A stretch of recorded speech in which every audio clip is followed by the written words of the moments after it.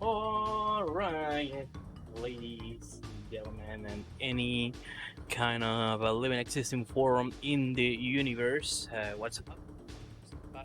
First of all, I apologize for being the killjoy with the Wednesday, but I wanted to admit that it was a really incredible day here at Retrothon 2023, and well, now it's time to go now with a new and different game in this case. Well, jumping from 2D games, we're gonna go directly to the 3D platforming games. In this case, I'm gonna be playing Crash Bandicoot Warp. It's supposed that I was gonna play this game 2 days ago, but unfortunately there were some technical issues that took us some time to solve, and took enough time for me to not being able to showcase the run, just to don't compromise the event schedule. But shoutouts to the event organizer for giving me the opportunity again of being featured with this game. This is really special for me, as this also was, I think it was one of my games back in 2018 when I was featured on the first Retrothon event. Oh well, let's start already with the run. I'm gonna be performing something I like that it's called a data abuse, just to reset the cycle. So I'm just gonna make Crash loses a life on repose, then I'm gonna quit the game really quick, and then I'm gonna start it over. I'm fine because in this case, because if I pause the game or I'm on the main screen, the cycles are frozen, so that shouldn't be a problem for me. So let's start with this. I'm gonna make a number 3. So 3, 2, 1, go. All right. This is one of the few games that's still being easy time. So the time on this game, it's not supposed that I have. Well, I'm gonna start over because I messed up some things. So sorry about that. It's not supposed that I went to this stage. So I'm gonna do something really quick because small mistake. I'm just gonna lose a lot and propose to reset the cycles again. I think this is the first time where I accidentally enter on the first stage on a run. So what a meme! What a meme to stop with Wednesday action. But I don't know. Okay, there's an enemy. This is gonna be quick. Okay, there we go. Let's just start over because it's supposed that I need to start another pressure, which is the second stage of the game.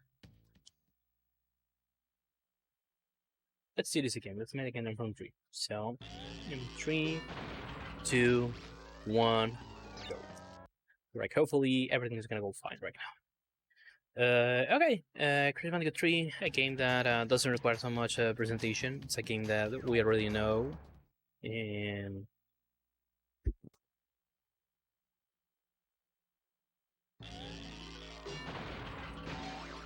I hope that somebody can clip this. Oh my god. I don't know what is happening with me. Well, whatever with the manipulation. I'm gonna do something. 3, 2, 1, go. I don't know why my thumb decided to press the D-pad button, the down button on the D-pad twice. So I'm gonna change my since I didn't make the manipulation as well directly. So, after this, I'm gonna go second. I'm gonna be losing in a few seconds. Memes, I guess. It's taking a lot right now. Sorry, the wrong. But we'll point spread with a pen with track plate scope. So track insert. Character was introduced in Crash Bandicoot 2, a game that, if I remember correctly, I've won right to upward. On this kind of digital token is that riding like a called Pura. The only fastest grab for the power wind run. Moving as fast as possible, plus at the same time jumping and help to go slightly faster. jumping save. Each time I jump, I save like one frame, and I feel like game here and skip and well, couldn't skip. We do skip this on a skip or animation and save like 5 seconds. It's a bit tricky to get, not so beautiful. But when things happen, Okay. Now I'm gonna go directly to Unbreaker, the second stage. Let's see which camera. Let's put the pen on the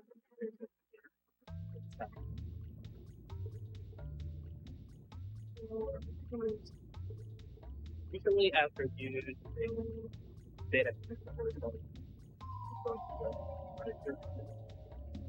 is one of our things are cycle. They look like I get something.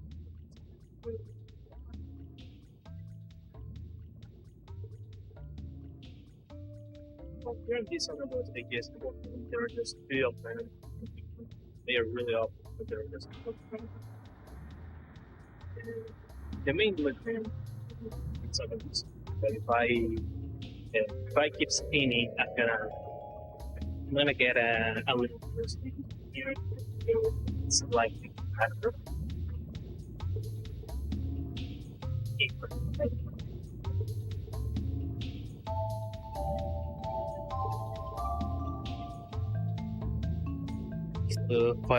Quiet. Don't worry. I'm just gonna get close to it. Sorry, I just got distracted because I went to Discord to see what I get attacked. Probably, I was called for something.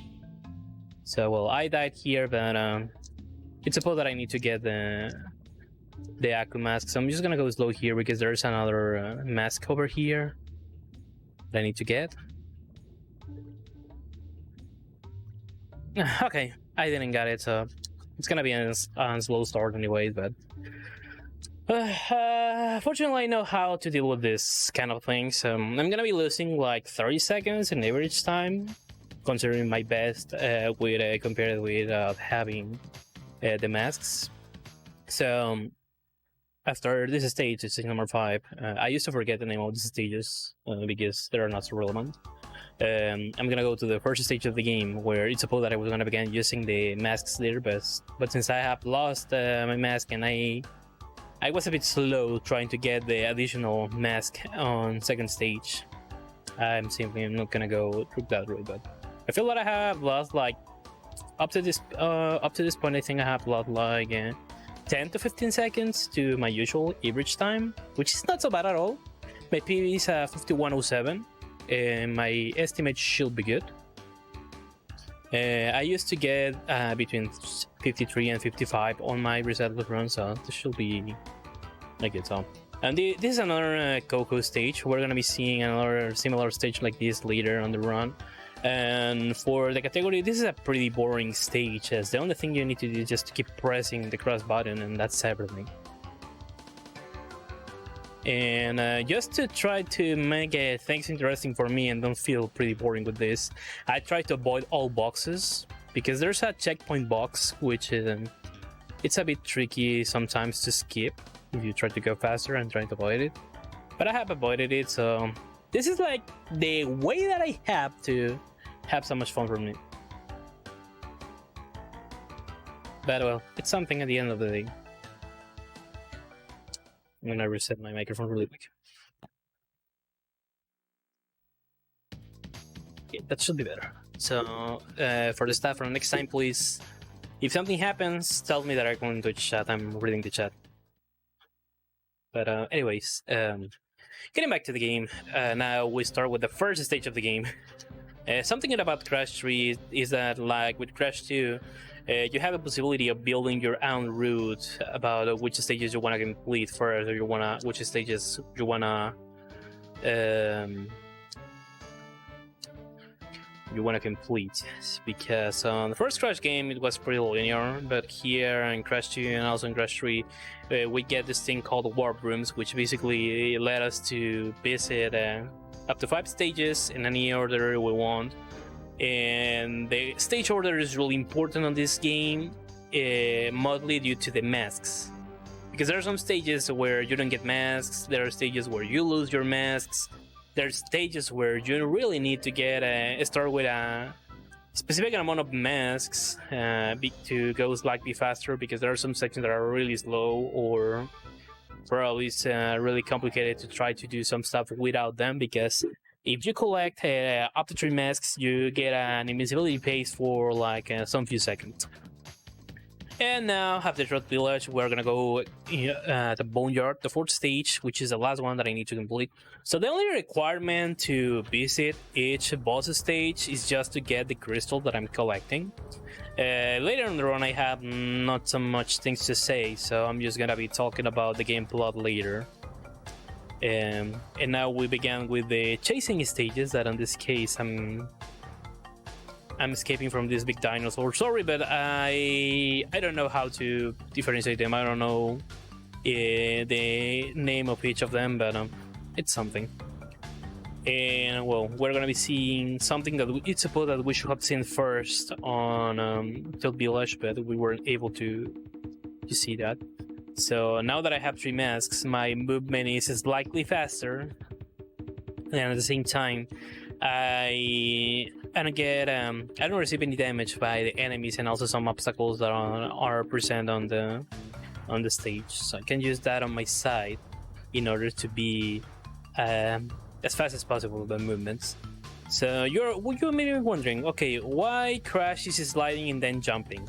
Well, that's the main movement mechanic of the game, which is called neutral slide jump. Basically, you need to slide, and then at the moment you slide. Okay, that was bad. That was so close to that. So basically, NSJ, which is its abbreviation, and I'm gonna explain why Crash is not moving on a bit, because also that's something that I need to explain in the game. So NSJ is basically once you perform a slide, you need to release any directional buttons or the analog stick, and before the slide animation finishes, you need to jump, because with that you can keep the slide speed on the air, and that's faster than the regular walking. Now, Tiny Tiger, 5, 6, and 7 hits. Well, it jumps, and then we're done. There's a glitch here that if you go to this corner, the lions are not gonna attack you, so this is like a safe point for you. On the remakes that we got on 2017 Insane Trilogy, you can do the same thing, but you need to keep walking to the left. Otherwise, it's not gonna work. It's not gonna take any effect. Plus, at the same time, as an Easter egg, the crowd is gonna begin throwing you slices of cheese. Like a good signal that the developers were aware about some people doing this. And also, don't worry, it's really normal to don't have music here. If you skip the first cutscene really quick, the music simply doesn't get played. Another thing, now that I have completed the first warp, I can go to the next one, and since I have 2 masks, I'm gonna start directly on stage number 7. There's just 1 mask here, but there's a real section where the regular movement is slow, so what I'm gonna be doing is simply... oh, come on. Thank you. What I'm gonna be doing is simply just... Okay, I'm gonna wait because I wasn't able to do this thing going here in that top section. I was trying to do that, but looks like my controller has been pretty troll with me on recent days. So this is the only max on the game, and we need to move through these rail sections. And you will see in a bit that the movement on the rails is really slow, so that's why we use the masks. And also on that bumping platforms, if I perform a spin, the platform is gonna take any effect, so I just can simply move slightly safe and avoid the additional jump. So you can see here, once the mask effect has finished, that the movement over here is really slow. I'm gonna wait a little bit here for this enemy. Okay, that was a good cycle, because I wanted to be on a safe point where I can make some damage here. And there we go. After this, let's move to the stage number 9, which is another stage where obviously I can use the mask here. Kamen High is like the important stage with the masks, Because if I began this warp room with a mask or without them, my route was gonna change, and instead of that, I was gonna go to Yiwi's stage number 6, as that stage has 3 masks. So that's the backup route if you don't start this warp room with all the masks. So you maybe are gonna paying attention to what is listening at the background behind my voice, and you will notice that we just have the game audio, just the music audio on the game, and we're not having the sound effect. You have seen that when I began the run, I lowered the sound effects. The reason behind this is because if you have played the game, there are some cutscenes that get played depending of the amount of crystals you have, or depending on which stage you enter. I knew that was bad because I didn't release the D-pad for some reason. I don't know why, but it's fine. The important stage for the masks is having height, so I'm just fine like this. It's gonna be this is a bit slow because some cycles are gonna get frozen that are gonna make me lose some time. That's something additional to mention about the invisibility pace, that some stuff gets frozen and simply you can go fast, and that's everything. I'm gonna take this as slightly safe. I just have 1 mask, but it's fine because I'm gonna go to G-Wiz in a bit, stage number 6, and as I've mentioned before, there's an additional mask there. And going for that mask just make me lose like between 1 to 2 seconds, so it's not like a big loss anyways. And getting back to the sound effects things, since you get those cutscenes when you access the stages, skipping them takes some time. So if you deactivate the sound effects, those cutscenes doesn't get played. So you save some few seconds. I don't remember exactly the amount, but I think that if you go to complete all the game, it takes like 30 seconds. I think it saves like 30 seconds or something like that, or between 30 to 45. I don't remember exactly. Because also I'm playing on the American version of the game. And this is something really interesting because in the PAL version, crash movement is faster, but there were some slight changes where some enemies were added, or also some enemies and boxes changed their position, making the game slightly harder. So in that case, it's better to play the American version. And I mentioned that because running PS1 Crash Bandicoot games is really weird, because versions may vary depending on which game do you play. In this case, the American version is the faster version. Also, you can play on the Japanese version, but for some reason, the Japanese release loading times are 0.3 seconds lower.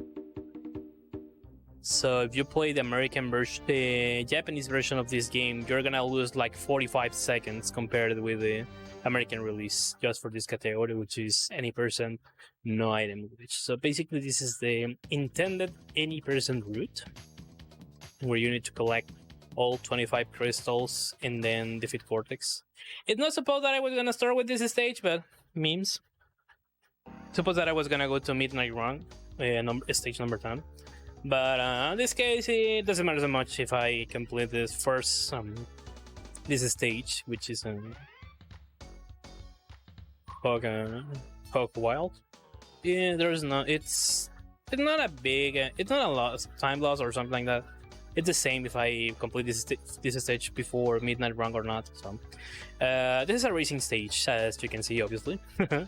So the objective here is that you need to finish the race on the first place, and that's the way we're gonna be getting the crystal. So you only need to be careful to try to get the first place as fast as possible and try to keep it there, because if you complete this race on second on lower place, what is gonna happen is that simply you need to repeat all the stage. You're not gonna get nothing. So the only requirement here to get the crystal is just to finish the race in first place. The fastest way that you can move here is simply to be on one wheel, and for that you need to use the turbo pads that you find on the floor, you find on the road, and try to keep it there without slowing your speed without forgetting to keeping also accelerating or without stepping over other elements on screen. So now midnight run, last stage of this warp room. Slightly difficult compared with Orient Express, and also last stage where we're gonna be playing with Pura. I don't know, this I really like this kind of stages, but it's a pretty lame that we just get 2 of these stages. I really like to play these stages alone when I was a kid. And also this game has a big sentimental value for me, and it's really interesting because this is my last favorite Crash game on the PS1, but it's the Crash Bandicoot game where I have a better time, and also the first video game that I have ever played. And now that we got all 5 crystals, it's time to face the second boss of the game. The first boss was Tiny Tiger, I don't know if I mentioned the name. And now we're gonna be facing Dingodile. So this is gonna be a really interesting fact because it's supposed we're gonna be using another glitch, which is the high jump. Basically, what you need to do is just to slide and then jump and spin at the same time. This is gonna help you to go to jump slightly higher because it's not supposed that I should be able to do what am I doing right now because well, 3 hits and again and we're done. So it's supposed that Dingodile is gonna throw some fireballs outside to the section where Crash is, and after that he's gonna begin destroying these walls, and with that we're gonna be able to get close to him. But we're speedrunners. We don't follow the game rules. We make and follow our own rules, and that's everything. Second boss defeated.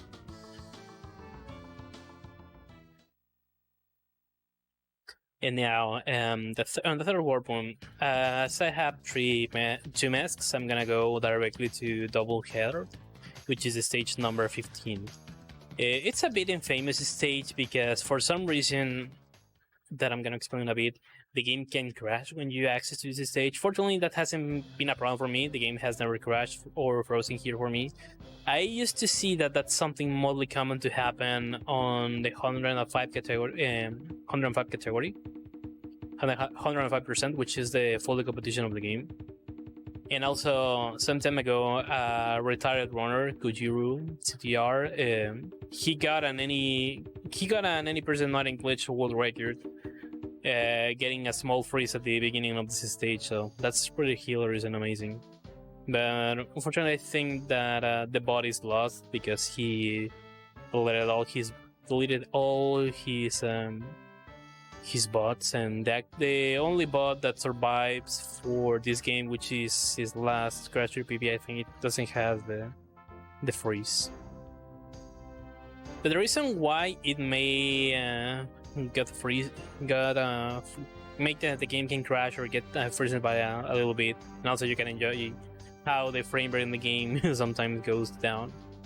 The reason why this stage can't crash is because there are a lot of elements that the PS1 needs to read, that needs to load, and for some reason sometimes it simply can crash because it cannot handle the stuff that it's supposed that it should handle, and that's everything.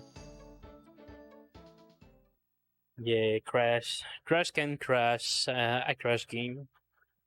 Funny enough, some time ago when I was running the Japanese version for meme purposes, I got a crash when I defeated the 4th boss of the game. Once I defeated it, simply the game decided to crash. And that was a crash that nobody knew that it could happen. Because also have seen another person being able to get that crash playing the Japanese version. For now, there's no other records that the game can crash there, but we have learned that Japanese version can also crash when you defeat the 4th boss. And it was a good PvP pace on that time. I was doing those meme runs for no apparent reason. I have lost my mask, but it's fine. I'm not gonna use them on the rest of the warp room, so I can deal with that. I just began running the Japanese version for meme purposes, and it was good because I began also saving time compared with my American edition PD, which means that obviously I was gonna have more time to save on the American version. Unfortunately, I was never able to get a PB on the Japanese version, and it was something. Okay, that was something really close. And yes, more chasing stages because who doesn't love these stages? And also, adding with my movement, I used to zigzag whenever I can. Basically, zigzag is just smashing up left or up right and vice versa. Those kind of movements, because that also increases slightly our speed. And what I say D-pad, if I'm playing a 3D game, well, I say that because I'm playing with an original PS1 controller with no analog sticks. The reason why I play okay, also I got confused with the stage. It's not supposed that I was gonna play this first, but again, up to this point, it's pretty irrelevant which is the stage order on this weapon. The reason why I play this with a D-pad, because I also have a DualShock controller, is because in most PS1 games, the analog stick movement is slower compared with the D-pad one. Plus, also with the D-pad, you can get some precise inputs, and also that helps a lot with some of the movement in this game. When you begin running PS1 games, you really get used to use the D-pad for almost every game. And I say almost because there's just a single game. There's just a single PS1 game that you need to use the DualShock controller. You cannot play it just with the analog stick. If somebody gets that which game is that one, that person is gonna win a cookie. And also Road Crash, stage 14, second stage of this kind. There are 3 of these that we're gonna be watching run. This is the hardest one to complete, as there are a lot of obstacles and a lot of curves that sometimes doesn't help us properly to get a good movement. So it's supposed that I should keep quiet and try to get focused. Right now, from where I am, it's 1:09 a.m. and it's not like if I am really putting so much attention or trying to focus a lot in what is supposed that I'm doing, because I'm a bit sleepy, but for some reason I cannot sleep. And it's not just only because I'm running a game here in the marathon, because it's supposed that I'm available to do the run, and you're seeing that I'm doing the run because I'm available. I put my availability to do the run at this time of the day, and any time of the day, it's a really good moment to enjoy amazing retro games, amazing classic like this, amazing PS1 game. And yes, Apescape is the only PS1 game that forces you to use the analog sticks. I have bought that game a few years ago. It's supposed that I was gonna learn the game to run it, but I never began learning it. I need to replay the game again. I was playing it casually but never completed, so that's another game that I need to complete. But yeah, that thing with the analog stick and D-pad is really interesting in the PS1, because back in the day we also got the Nintendo 64, and most of the games use the analog stick, but on the PS1, games, most games also use the D-pad. So you were able to use the D-pad and the analog stick wherever you wanted in most games. And also, this is something that's something curious for me, because since I have use of my memory and I have some kind of use of logical sense, I like to be a bit contradictory to some people and some stuff, and that happened to me when I used to play when I was a kid. Because while my controllers had the analog sticks, I simply decided to don't play with the analog sticks. I wanted to play just with the D-pad, so that also helped to me to begin running PS1 games in the future. Because I really like it to play PS1 games with the D-pad, ignoring the analog sticks.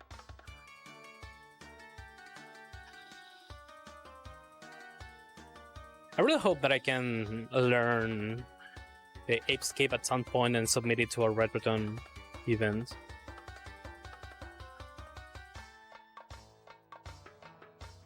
And also, I think this is the third time I run this game on a Retrothon, and I mentioned that because it's interesting, mostly due to the way that I capture the games. Because in 2018, I was using an Elgato capture device, and I connected my PS2 through AV cables, which obviously the quality wasn't so good. Then the second time that I ran the game, I remember the year. I was using a cheap AV to HDMI adapter to show the game, to capture the game. And right now I'm using a Retrothon 5X, and I have a component cables on my PS2. So I find that interesting on the way that every time I have been able to run this game at this event, I have improved my capture quality with the game. So I'm really glad about that. Nobody said that speedrunning games was gonna be something cheap, but I'm really glad that through the years I have been able to upgrading my streaming and capturing setup. It hasn't been something cheap or easy, but I'm glad about that. And also, that's a good example and a good advice that I can give to other people who may not be in the possibility of upgrading stuff to have as best quality as possible. Because with that, it can work also as a proof that it doesn't, and even with a low investment, or even with the most simplest setup you have, you can stream and play video games pretty fine. So if you see that more people have invested tons of money, understand that doesn't mean to that doesn't need to be something that may stop you to giving a try and stream with whatever you have and whatever you want and whatever you can. Slowly you're gonna be able to improve everything. So the most important thing here on video games, mostly speedrunning talking, is just to be as fast as possible and break the game as much as you can. That's a good advice that I can give to everybody. Because also, on the first Retrothon event, I was using a regular laptop, and I was just able to stream at 720p 30. And that laptop was really hot every time that I streamed. I remember that. I still having that laptop laying around somewhere and still working. So now, Entropy, we got a similar, kind of similar situation with the music compared with Time Tiger, with the difference that the music is just delayed. It starts to get delayed. And with the Japanese version, this is curious because this music glitch against Entropy doesn't exist, but the tiny one exists on the Japanese version. So, well, self-explanatory boss. First, we need to avoid his attacks. Then he's gonna move the floor on a way that we're gonna be able to get close to him and defeat him, and that's everything. And Nefarious Trophy is the guy behind the time machine we're using. I'm gonna be explaining the game plot in a bit. We're reaching the point where I simply have nothing else to mention. And since I have lost the mask, I'm gonna change slightly my route. I'm gonna begin on stage 17, which is another motor water, or well, I don't know how that things are called in English, but it's another water stage we're gonna be playing as Coco. And it's interesting because the first one that we have seen on the first Warp doesn't have masks, but this stage has. And it's not supposed that I have went to this stage. I don't know what I'm forgetting all the stages, but I'm gonna do this. I'm gonna lose my mask, but memes, I guess. Because Bye Bye Blips, suppose that it's the last stage that I was gonna play. Because this stage glitches your masks, but don't worry, I'm pretty used to the backup route, so I'm just gonna lose like 5 seconds due to this, but again, stuff that I have considered into my estimate, so it's still being fine, I guess. So in this stages, what you need to do is you need to destroy all these blimps, all the saplings that you're gonna be seeing here. on the stage are 7, and there's a big yellow arrow on the screen that's gonna tell to you where those zeppelins are. And also, this is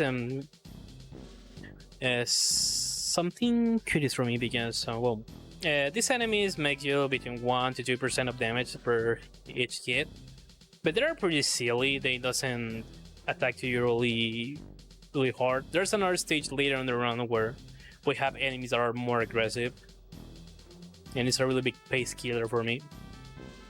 Well, this is everything. And with the stage, I have lost the single mask that I have, which means that now I'm gonna change slightly what I suppose that I was gonna do. So here, for me, the important stage for the mask is Sphinxinator, stage number 20.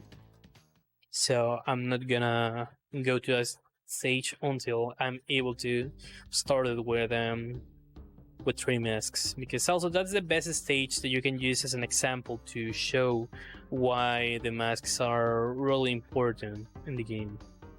There's a single mask hidden here, and also every time you defeat a boss, this is something I haven't mentioned, you unlock a new power up. In this case, after I defeated Tiny Tiger, I got the Super Body Slam that just makes the Body Slam more powerful. After you defeat Dingodile, you get the double jump, and after you defeat Trophy, you get this Mac Tornado that helps you to keep doing some spins on the air.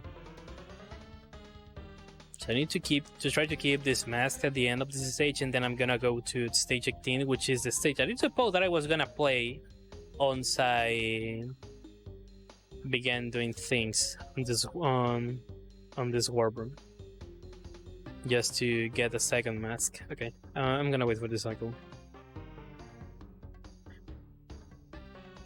Yeah, also when I was a kid, I wasn't able to complete this game. I was able to complete this game until I was an adult. I was never been able to complete the game. I don't think that I have reached these stages when I was a kid. I don't remember exactly playing these stages, so that's something that, at least for now, I think that I can say that I simply don't remember completing this stuff. Te lavaste la cara y el mono no, te lavaste la cara y el mono no.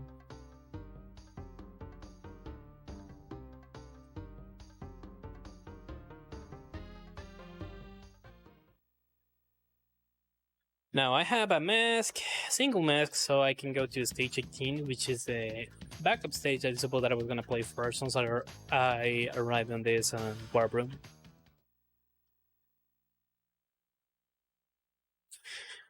Believe me, you get used.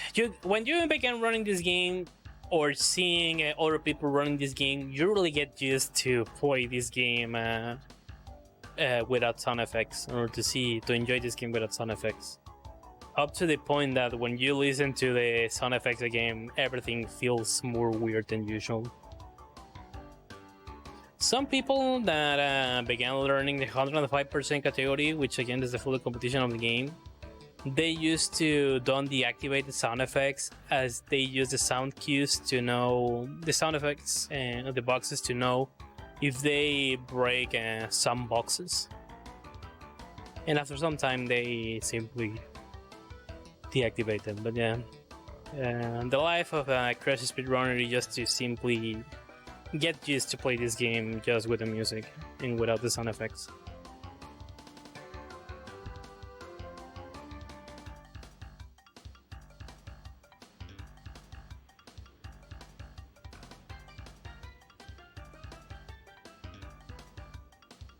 In almost 6 years running this game, I really got used to that. So yeah, that's something cool. The soundtrack in this game is really good. I really prefer the Crash 2 soundtrack, but also Crash 3 has its charm. I'm not gonna negate that. I'm not gonna deny that. Okay. And well, let's talk a bit about the game plot. So basically, this game starts when you complete Crash 3 at 100%. when the Cortex station gets destroyed. A piece of the station falls into the earth and releases Uka Uka, the evil twin of Aku Aku, the mask we are using right now. Which at the end, Uka Uka it's angry with Cortex as he failed twice on instructions Uka gave to Cortex just to dominate the world, because in bad times Crash stopped the evil plans. And also, let's say goodbye to Coco. We're not gonna see her anymore in the rest of the game. Pretty sad, but things are like that. Okay, Sphinxinator, probably the best stage we're gonna be having. Sorry, this is Tomb Raider. Sphinxinator is stage 16. So probably this is the best stage to showcase the utility of the invincibility pace of having 3 masks on the game. And so, well, Cortex failed twice in trying to dominate the world, but since Uka Uka is not in his prison anymore, he feels generous and gives Cortex a new opportunity to dominate the world. But now they're gonna use the Nefarious Trophy time machine, which is the one that we're using, to travel around the world just to get the gems, crystals, and relics, and use their power to dominate the world. So now that's the plot of the game, basically. You obviously Crash and Coco needs to stop them, and that's using the machine first. So here with the visibility masks until base, you can see that the stomping walls cycles get paused, and also the water doesn't rise up. So that's why it's really important to complete this stage with the masks. Otherwise, it's gonna be really slow, as with the water cycle, you lose a good amount of time.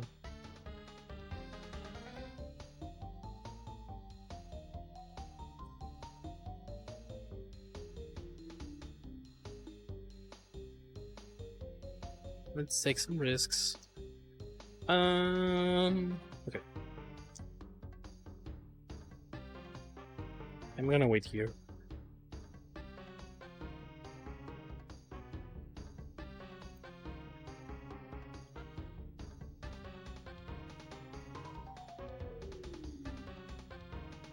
Okay, this was really bad. I need to wait again. I'm gonna wait again for the water cycle, because I'm not gonna be able to reach the next point. I opened it really early, this wall.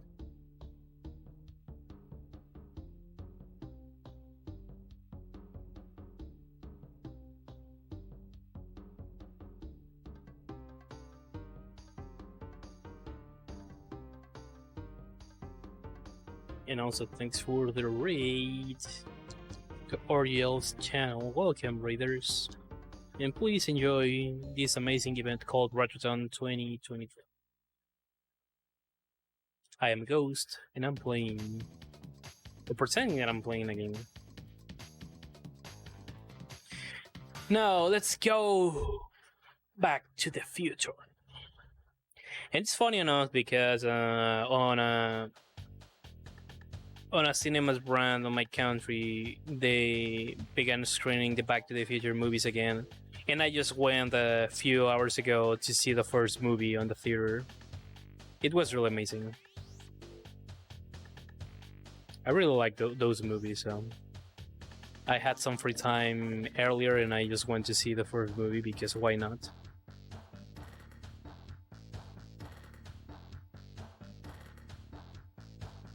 It was a pretty nice experience.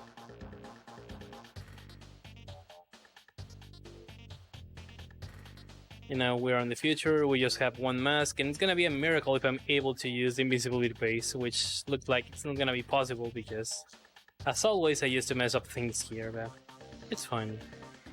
I have dominated this stage without the masks anyway.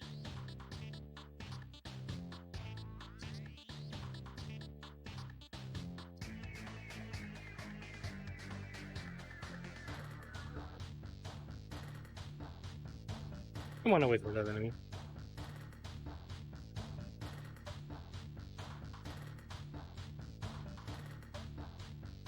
Going up! And I think that I have burned all the stuff that I have to mention about the game. Unless I remember something relevant to mention. I don't remember what the last time that I ran this game in a marathon. I haven't run this game in a while also.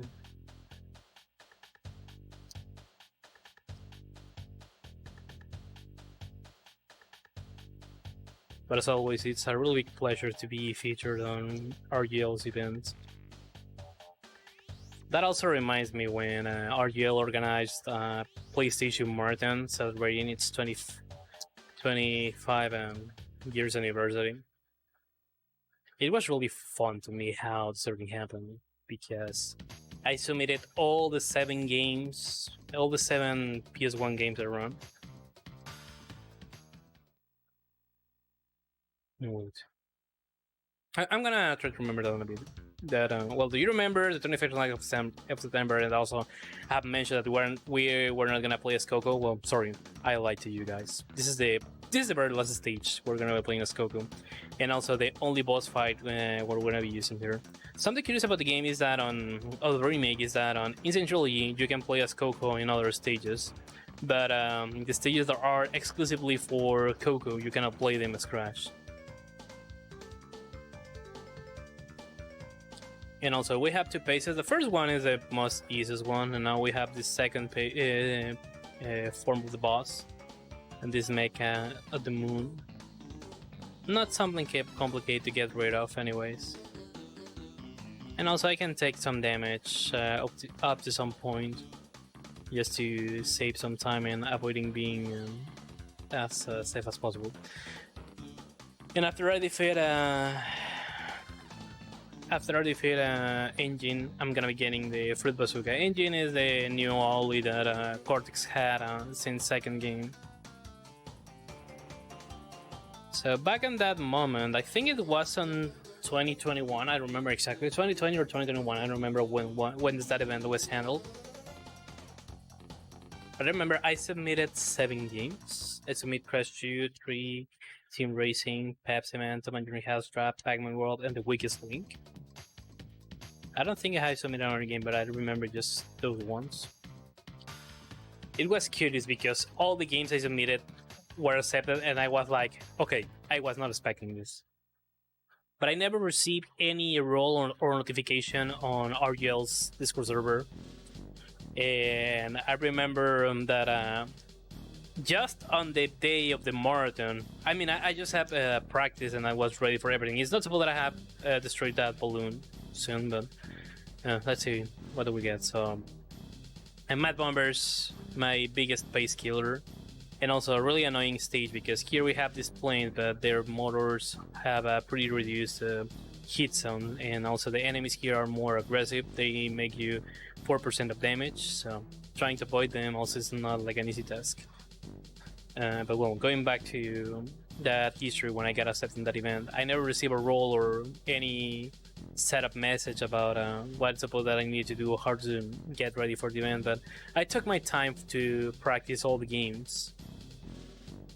And when the moment of the event came, I remember that I was watching the marathon stream, and just like, I think it was like an hour before my first run began, I remember Al Rock sending me a message. Shout out to him, a really amazing person. I think that it was due to him how I discovered this amazing community.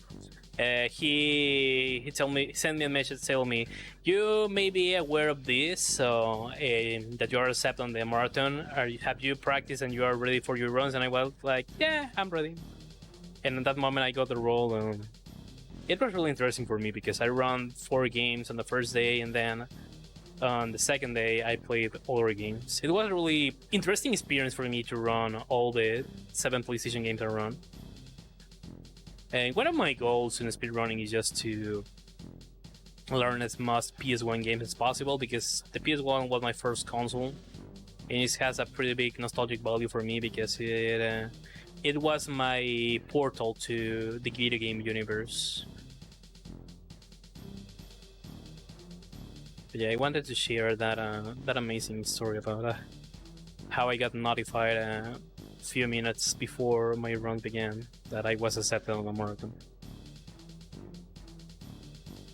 And since then, it has been a pleasure also um, to submit to different RGL events every time that I have some available time to be part of. And obviously, it's a big pleasure just to be accepted and featured here for the love of retro gaming. And now with the Mad Bombers and that stage where I made some stuff slow, we're gonna go to Boxlight, which is the last stage of the game, and also the only stage where you can get 4 masks. And also, since Mad Bombers and Bye Bye Blim said retard, you quit all your masks. So that's why you do Mad Bombers once you begin with this warp room. Other people prefer to do it at last, but I prefer to do it as a first stage on this warp room because it's a really annoying stage for me. And it's fun that I have died there. I just died close to a checkpoint anyways.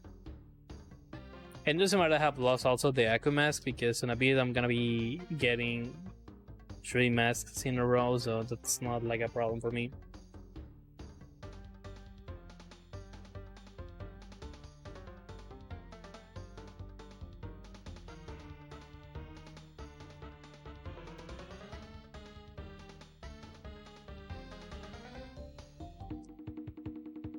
I don't know why Crash was so slow trying to get all the boxes. Also, I think this was the second game I ever run when I began running games here on Twitch. And I don't know why Crash decided to don't get the bug light. Oh my goodness, this is the first time I do this without seeing what was ahead. And I'm really surprised that I haven't died. I'm really surprised about that. That's not the first time that I do that. I don't know if saying that blindfolded, like, well, it was not blindfolded. It was mostly like without using lights while having everything dark. That was the first time I was able to do that. I don't know how I was able to do it because I always forget what is ahead of me at any game I play and I run. Well, at least I think I finally got some luck with this game on this marathon because for the kind of luck I have been getting, oh my goodness, that was really amazing. I must say, I'm really good about that. And also, this is the first bazooka we have unlocked with after we defeated Engine. It's not so effective to use. It's something mostly useless for this category, but I like to use it sometimes just to be safe or just for meme purposes, as we have seen at the beginning of the stage. And also, this is the only mask I'm gonna be getting here in the stage, and up from this point and the rest of this stage and the other stages that I haven't played yet, I'm not gonna be getting more masks, so I need to keep them to be just as safe as possible.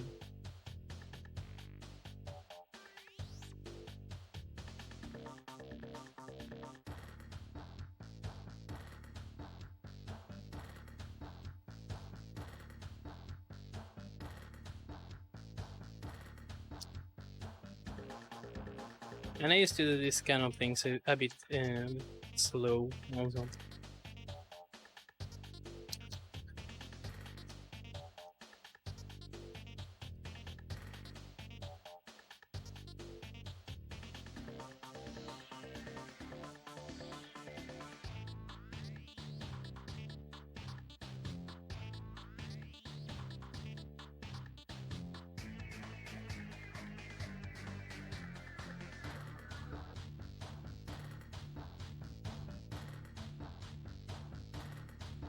Yeah. Basically, I was just praying on my mind in order to don't die on the previous stage. So I'm really glad that I was able to do it. It was slow, but it was really amazing at the same time. I received damage there, so it's still being fine. So now, Flaming Passion, stage 23, or as most Crash Bandicoot runners likes to call it, Flaming Ass, because it's a hard stage and at the same time there are no active masks here. That's also why I'm trying to save my masks just to be slightly safe. But again, it's not so complicated to do some stuff without the masks anyways. But since this stage doesn't have aqua masks, some stuff may be a bit complicated if you try to do some things slightly fast.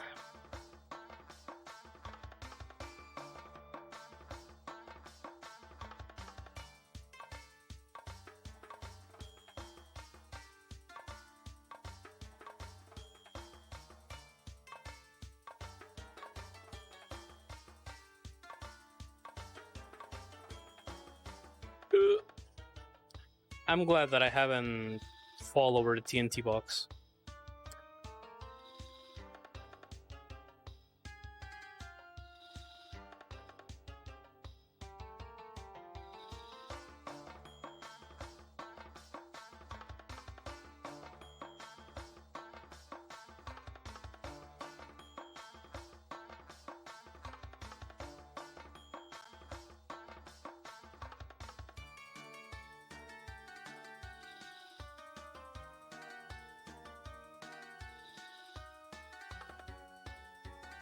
And after this, there's just a single stage that we need to complete, and after that, we're gonna be able to face the boss of this game. Probably it's gonna be like a 55 or 56. Yeah, I feel it's gonna be like a 56.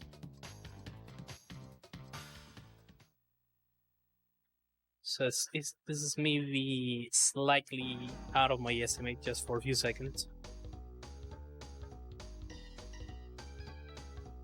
You know, Orange Asphalt, the last racing stage we have in the game, is pretty long compared with the previous ones, but it's not hard as a road crash. But that doesn't mean that you need to be pretty relaxed and confident about being able to complete this as fast as possible. And also, this is the fastest way you can move on these stages, being just on one wheel. But up to this point, I'm not able to preserve that form from crash, so I'm trying to do it as much as I can. There's a way to also keep the wheel in this section, but I forgot how that was possible. I was able to do that. I used to do it, but stepping and focusing on other games, and usually new information pushes the older one in my brain. Looks like my brain forgot how to complete that on that way.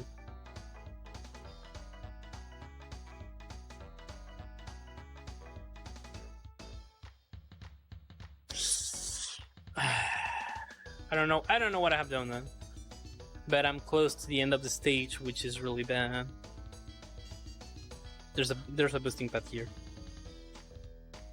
but I just can use just leave like here. I can make it.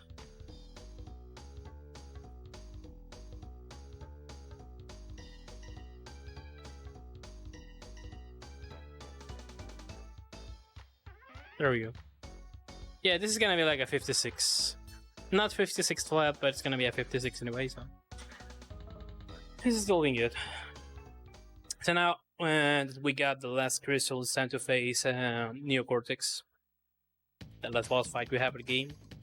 And also we're gonna get like a flashback to the first Crash game. It's a bit similar the way that we defeat Cortex. Because also Cortex was on that moving platform and began throwing laser beams, with the difference that we cannot use those laser beams to attack him back, like in the first game. And also, but Masked Brothers are fighting, so I need to avoid them, otherwise that means also I'm gonna die.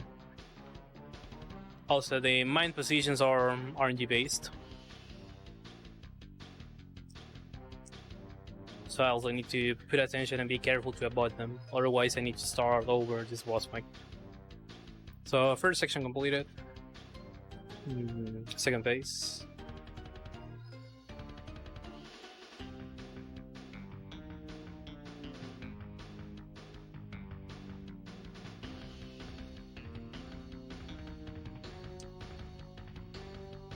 This is not good. Yeah, that mine in the middle was not so good. Okay, last phase. Here I'm gonna be using the brothers just to explode some mines, because the brothers are gonna make a small explosion, but they're gonna go directly to crash position. So I'm gonna be using this on my side here, and I'm gonna make the brothers came here, and with that they're gonna destroy a mine, the mines that are on this section. But again, that middle mine was not so good. Oh my goodness. Okay, time finishes after I skip the next text box I'm gonna have in a bit, and time. That's an interesting time ring. Those are a lot of 6. And well, since we have the activated sound effects, we cannot listen to what is happening here. So basically, Cortex cannot understand why he was defeated again, and he says that probably taking fresh soda on an island as a small vacation can be good for him, as everything got him a big headache and he needs to take a break. But after that, Uka Uka tells to us that we haven't defeated them yet, as we also need to collect the gems and the relics. So this is basically the bad ending of the game that you get if you get all the crystals, defeat the Cortex, but you haven't collected all the gems and relics that you can get on the game. The relics are for the time trials. You unlock the time trials once you complete them. Once you complete a stage with a crystal, and the gems, some of them are hidden in the game, and other ones you get them with the boxes, and with that you get 105%. But anyways, thanks for the GGs, and with this, all my participations on this marathon finishes. So again, thanks everybody for tuning in and for enjoying this humble run and amazing event. And also shoutouts to the RGL staff that, as I have mentioned before I started the run, it's supposed that I was gonna run this on Tuesday, but there were some last minute issues on the streaming side that didn't help me to being able to run to run the game properly. So I'm glad that we were able to reschedule it here for today. And well, with this, all my runs, this event has finished. I unfortunately I wasn't able to prepare as much stuff as I would have really liked for this event. So I hope that for the next year I can prepare more and new games for this. And well, with this, yeah. RGL site exploded and trying to run this game 2 days ago. But anyways, thanks everybody for tuning in. I was GhostSenpai, and for now, and a small announcement that I'm gonna make is that for now I'm gonna be taking a break from speedrunning marathons, and it was really good for me that before this break I was able to be featured here at Retrothon. I have been quite busy IRL. Unfortunately, I have got some jobs because I have been unemployed for a long time, and I haven't got enough time and energy to run games. But I am happy that I was able to make it into Retrothon 2023 and being featured here. So keep enjoying the marathon, keep enjoying the band, keep enjoying the amazing runners we have here, and also get ready for the next run, which is gonna be a pretty long run that we're gonna be having. Well, it's time to enjoy Dragon's Quest. So I was GhostSenpai, and see you everybody. Have a nice day.